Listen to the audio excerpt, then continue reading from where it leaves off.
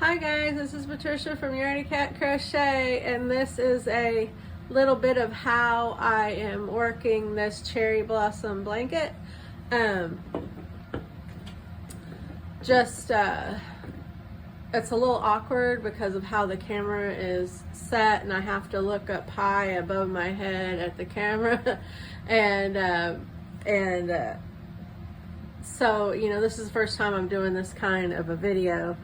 And so what I want to talk about a little bit is the Flower Power yarn, and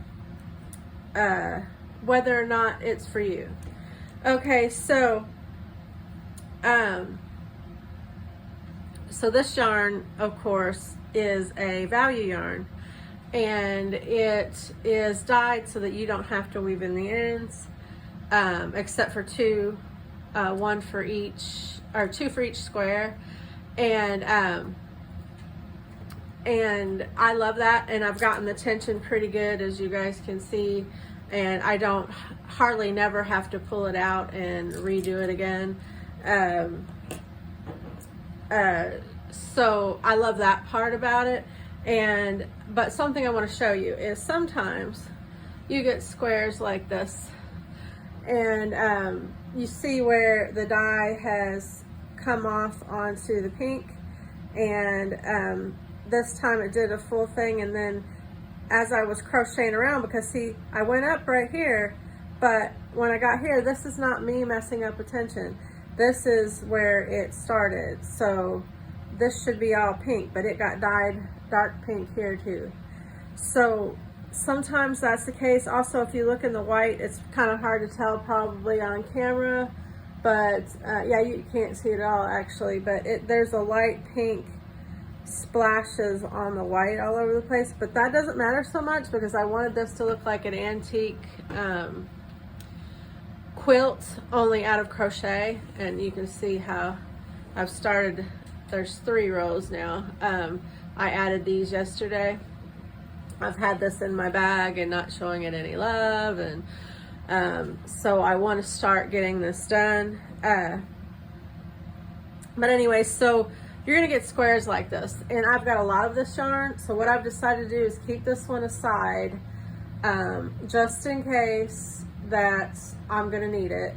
I'm not sure because so I thought I was gonna have 9 rows by 8 rows, but I bought more yarn because I want it to be bigger on my bed, and I have a full queen bed, which is a little smaller than a queen, and I want this to go on the top of it. So I think I have enough. I bought more to add 2 squares at the top, 2 squares at the bottom, and 2 on each side, making it even bigger.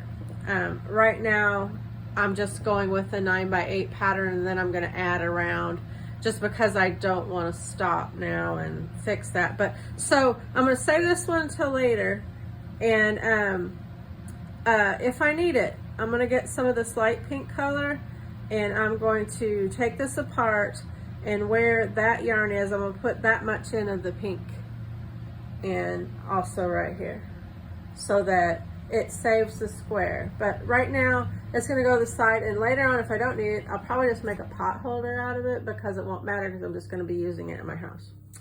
So I'm going to set that aside. This is the one I did. You can tell right here that little bit of pink is a mess, but like I said, there's a lot, and you probably can't see it on camera, but right here is some pink, right here is some pink, right here is some pink, but it's the light pink, and you can't hardly tell the white pink light pink, the white from the light pink, sorry. But anyway, so I'm going to show you how to, I got my scissors I got my pretty scissors, see? I love these. My brother got them for me. I got these for trimming the ends. I've got these yarn needles, which I love this little vial that keeps my yarn needles in it, to sew it together. And how I'm sewing it is, if you can see, there's this really thick ridge, and it's basically just the top of the granny square right here. See this part? And I wanted it to be up like this, where you can see the V stitches. And then when I put it together where the other ones V-stitches are up, and then it makes this nice ridge that I've got going around here, and it looks an awful lot like a quilted blanket, but it's crochet, and I love it so much. It gives it an antique look. It doesn't have to be perfect because I am going to put it on my own bed. You know, it's not for a customer. I don't have to worry. So is the yarn worth it? Yes, it is worth it for me, most definitely, because like I said, I could fix that other square if I need to. I know some people will say, well, you shouldn't have to do that. But look, you're paying for value yarn, and you are getting a yarn that you don't have to, oh, sorry, I bumped the camera. Please excuse me. I'm getting a yarn that you don't have to weave in as many ends. And so what more do I expect for cheap price and not, you know, less end weaving, except for on this blanket, you technically are having to do a lot of weaving because of the pattern that I chose, not because of the yarn.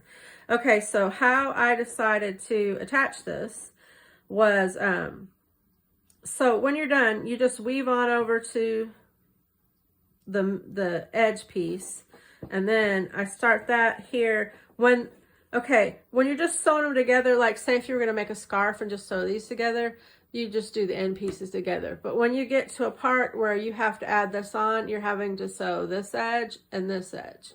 Let me move it a little bit more into the camera. So always take, and when you do this yarn, you have all this leftover string. See how much leftover you got?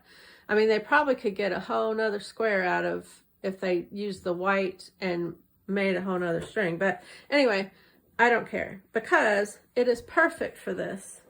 So you take and you lay the square down starting at this, and there are let me see if you can see the camera. Yeah, there are 3 stitches on the corner. You want to go into the middle corner piece of the 3. And please excuse me, I'm going to try not to, let me move this table down a bit. I'm going to try not to knock into the camera as much as possible. So I pulled that tight. Oh, wait a minute. I'm going to have to, hold on. Glitch. I'm not cutting this out either because I want you guys to see my process. But I want both of the edges to stick up, and I did it wrong. So hold on. Okay, so since I'm here on the edge, let me see, right here. All right, and I want to start it on the middle one. So yeah, I'm in the middle, but I'm gonna pull it back out here. You guys don't have to do this. I just screwed up. Okay. Yeah, I'll do it like this because I'm gonna come back up. That's what I'll do. So I'm gonna come back up. So I've got the middle piece. Can you see? Yeah, I got the middle piece. And I want this to stick up. So see how it's laying on my needle where it's upwards? And I want to do the same thing with this side. So to find the middle piece, which is this one, and I want to go through underneath it. I don't know how well you can see, but I've got both loops facing up. And then, sorry. It's a little awkward for me doing it this way with the camera. But, so anyway, I want to pull those 2 together so the ridge is staying up. So now, I think this would be called the mattress stitch, where you just go from side to side. But I go under these 2 loops, and I go under these 2 loops, and I pull it through. Just be gentle. You don't want to over tighten it. And you are going to be coming back through to make it a little bit more sturdy and not come apart. And then, so we just went through, it's hard to see on camera, but we just went through this loop. So we have to go through, sorry, didn't mean to hit the camera. Well, I'm leaving it in. So now we're going to go through the next set of loops, and these should all match up because you followed your pattern. So as long as you've got the same amount of stitches, this is going to work if you want this ridged look. And so I'm going to pull it in and kind of tighten it just a little, not overly much. Then I'm going to go through the next set. And basically, I'm doing this all the way around here and all the way around here to make an edge. Harley, we don't all need to hear you licking your feet, girlfriend. She does that. Yeah, it's not funny. No, it's not. But anyway, it's on camera, Harley. Everybody can hear you. Anyway, so pull it tight and then go to the next step. And just keep going. Let me make sure I'm getting in the right hole. Keep going and you keep it straight up so that it makes the ridge. Basically, that's it. I just wanted to show you guys this, and I can talk a little bit about projects I'm going to be working on. If you saw my reel, or short actually, on Instagram, or YouTube, I made a short about a really cute frog pattern my mom sent me that is going to be my next project because I really like the frogs. And it's super cute. So check out my reel and like it for me if you would. Make it go viral. Or wait and make the video I do about the finished project go viral. That would also be awesome. But anyway, there is a book on YouTube. And it is in my wish list. But my mom has already bought the book. But it's in my wish list. So if you guys want to go, I'll put my wish list in the link. Just for your own selves. I'm not asking anybody to go buy me the book. But it's a really cute book, and you can look at it and see, oh, I think I made a mistake. Yeah, supposed to go under, not over. So here's where you just stop and fix your mistake, and don't act like you never make them. And everybody will know you're human. Anyway, good thing about these big-eyed needles, it's easy to put it back on the hook. Please excuse my old hands. I've got arthritis, and also the cat scratched me. And my pretty rings that I got from my sister-in-law when my mother-in-law passed, they were her rings. But anyway, they go to my son's wife whenever he gets married. And I get to wear them until then, and they're very pretty. But anyway, so there's a book, back to Amazon. There's a book on Amazon with a bunch of animals, and they look really easy. The pattern looks super easy to do. And if you'd like to get that book, I'm not affiliated or anything. It doesn't give me any points. And that link that I'll send you is to my wish list. So if you want to get it, just retype the name of the book into your search engine and get out of my wish list so that you don't accidentally buy it for me. I'm eventually going to get a copy of it, but I'm just not doing it just yet because I would love to have those patterns in my pattern library. But anyway, but you can see if you want it. And it's a really cute book. I really like the frog. I like the unsymmetricalness of it, the whimsical, I want to say earthy, natural look of the frog. You know, not every frog is perfect, or symmetrical. Every frog looks different and not like it was a carbon copy. So I kind of like that. I really love it, actually. And I'm going to make, these will be more pronounced as I go back and sew more into it. But first I want to just get it sewed together. And then I can go back and sew it. But see, I just keep keeping the little V-stitches up, and that makes this ridge. Let me see if you can see what I'm pointing at. Yeah, that makes this ridge on it. Because eventually it gets tighter as I sew it, and the ridge pops up. And I'm not trying to block this because I want it to look that way. Also, I don't like blocking, but that's not why I'm not doing it. I actually want it to look like an old, well-used quilt. And that's what it's doing, and it is thrilling me to pieces. I love this yarn. I don't care that it's a little bit temperamental to work with until you get your groove on how to do the tension, because I seem to have gotten it. And for me to get something is really extra special. But anyway, let me see. Yeah, so on the corner, it's a little bit harder because the corners tend to curl like they're facing down, you know, upside down. So you just gotta just be mindful that you want that piece to stick up and work it to how you need it. So now in the little corners, I try to go into this side piece that's already sewed in and then go into this side piece so that we're making I don't know what you want to call it. We're making a junction that stays together, and then you don't have that gap because the corners are rounded and it would be a gap. They're not supposed to be rounded. It's just the yarn. It makes like a rounded. I don't know if you, let me check the camera. Yeah. So it's the corner, the corner is rounded, even though it's a three stitch corner, which should be a square, right? But no, they round off a little bit.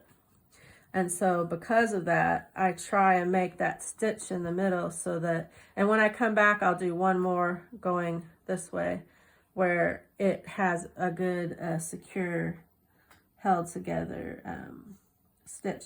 Now, if I was doing this in my lap, I would have it folded in half, like, you know, folded like this. And I would be matching up these little granny squares. And see, I'm already messed up because I wasn't doing that. Okay. Hold on, guys. I want to do it right so you guys can see how it's supposed to be the right way.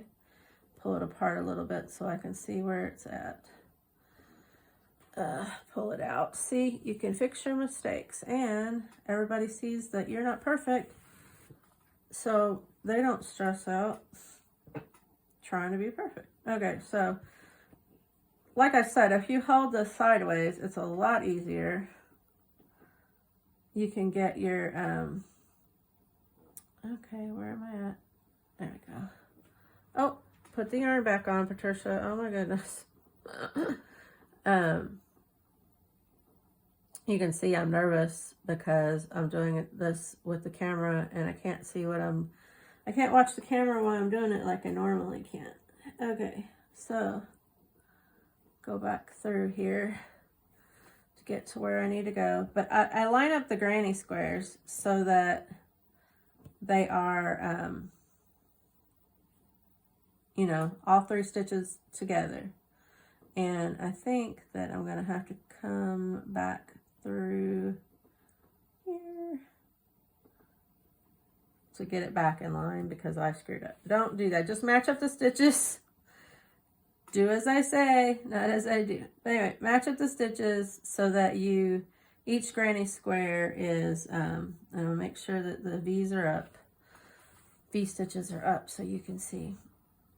Or the top of the V, actually, not the V stitch. Totally different stitch. This is a granny square stitch. But anyway, and then tighten it up. So if you hold them up together, both granny stitches are where they need to be so that you can line up each and every stitch correctly and not like me. Do not listen to Yarny Cat. Or rather, don't watch her. I said the right thing, I believe, but I didn't do the right thing. But it's a lot easier to do it that way. Since I'm on a table and trying to film and nervous as all get out, I'm real shaky. And so it's a little bit harder. But you see how it's creating a ridge. And that's probably why I didn't get as big of a ridge on that one. But I'm not worried about it because I'll be going back over it if I have enough yarn. But I like that they have all this extra yarn so that you can use it to sew the squares together, which is super cool. I don't know if they thought about that on purpose, but I mean, they must have, because why else would there be so much extra yarn? It's kind of a waste of yarn unless you use it for this. and you have less scraps left over. Now there are a bunch of other colors, and actually I think I'll stop right here so you guys don't have to watch me sewing it the whole time.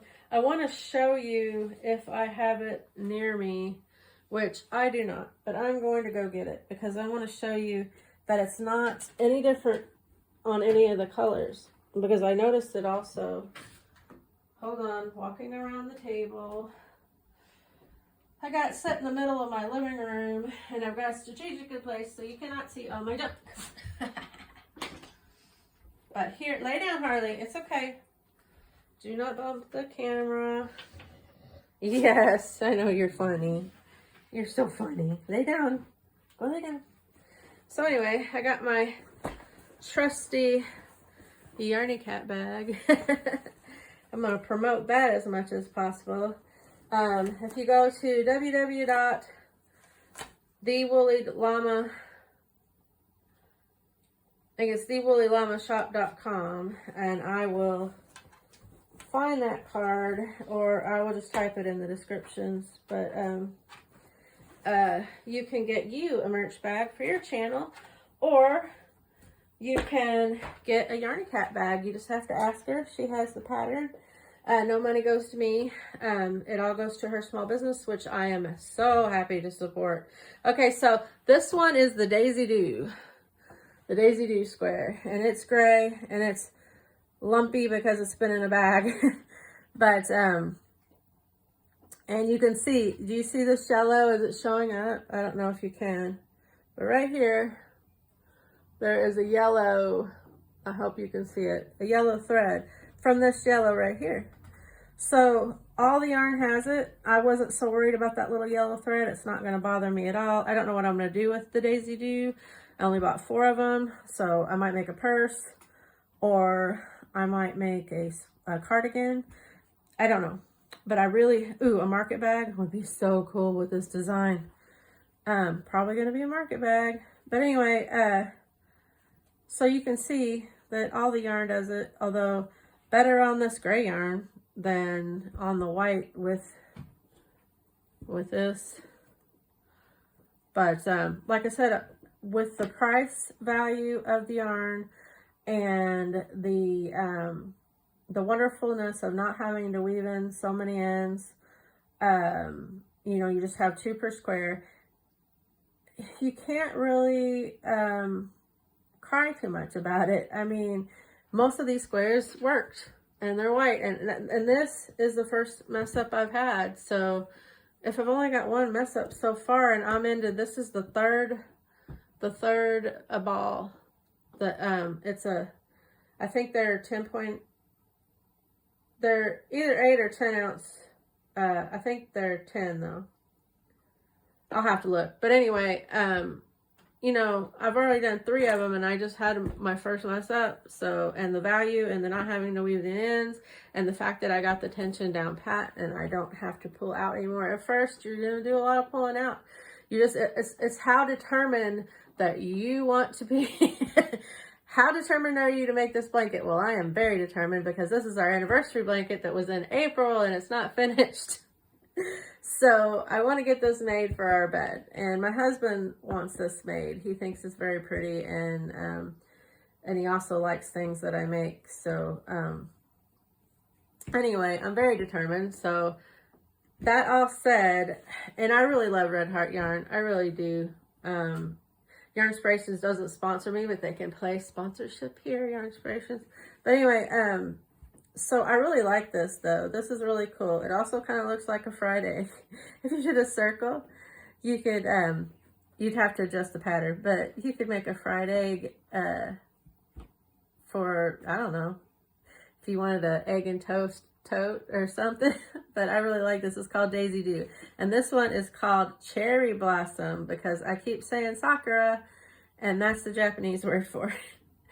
But in Japan, it would be called the Sakura blanket. This one is going to be called the Cherry Blossom blanket, and it's antique quilty looking. So let me see, how many minutes are we? 24. Yep, I'll probably stop here. But yeah, it's going to be very antique quilt looking, and I am so in love with it. I love it so, so much. You know what, Yarn Inspirations? Think about coming up with a heart square pattern, because that would be perfect for Valentine's Day. So you heard it here, folks. Maybe they could come up with a granny square all-in-one Valentine heart square. Maybe they'll pick it up. They probably won't mention me, but or ever see this video at all. But I could be the most wonderful Red Heart Yarn Inspirations spokesperson because I use their yarn most of all. And if you looked at the Bitty Stripes Lemonade Red Heart C2C blanket I did, go back and watch the video. There's also a couple of shorts. Please like them all, share, subscribe. I don't ever say that because I put it at the beginning of my video, so you guys don't have to hear me say it. But if you would do all that, it sure would help the channel. I'm at 690 subscribers, so you need 1,000, and then you need 4,000 watch hours, which will probably never happen in my lifetime. But if I ever do that, maybe I will start getting sponsors. But anyway, so this is it. And I hope you guys enjoyed it, got a little bit out of it. I hope that, oh, I'm using a 5.5 millimeter. This is rubber grip. And that is all. So I hope you guys are being little joy bombs in your corner of the world, sharing your craft, sharing your passion, sharing your joy. And I will see you all in the next video. Bye-bye.